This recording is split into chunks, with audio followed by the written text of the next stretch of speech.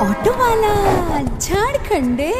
अब बेटा निड़हू देखत का बड़े एक हाथ हमरो रिक्शा में मार दे फटाफट। अरे तो क्या कहता ना हाली समझैले ए टाइम ऑफिस में जाके टाइम रहला साहब लोग के खुश तो गाड़ी धोल जरूरी है कि तू बिछवा में लेके आ जाला ऑटो। अब बहुत बिजी हो गल बड़ा तू।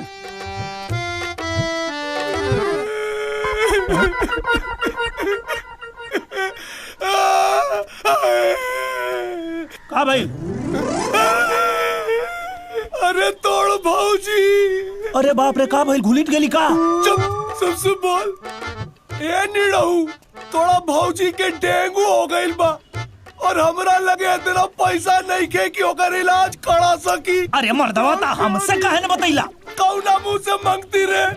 पहले ही तोर खा के बैठल बानी।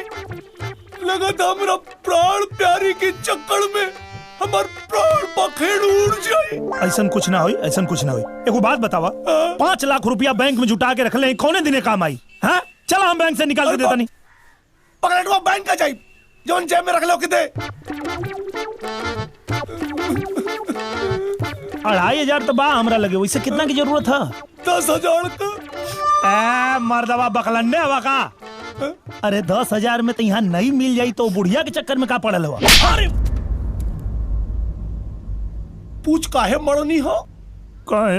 बेटा निड़हू तोड़ा भाभी के छोड़ के ए पूरे संसार में कितनो खूबसूरत औरत होखे ई झारखंडे यादव ओकरा तरफ नजर उठा के ना देख सकेले। ई हमार अटल प्रतिज्ञा है। एक नारी ब्रह्मचारी। गलती हो गई भैया ला, लेकिन ये 2500 पहले का मिला के हमारे 3750 रुपया लौटा दिया। झारखंडे बेटा हमने सबके चाहता का लड़का बाड़ा यही से फ्री में सलाह दे रहा बानी कि अगर मुंबई पे राज करना है तो चरित्रवान बनना है। सावित्री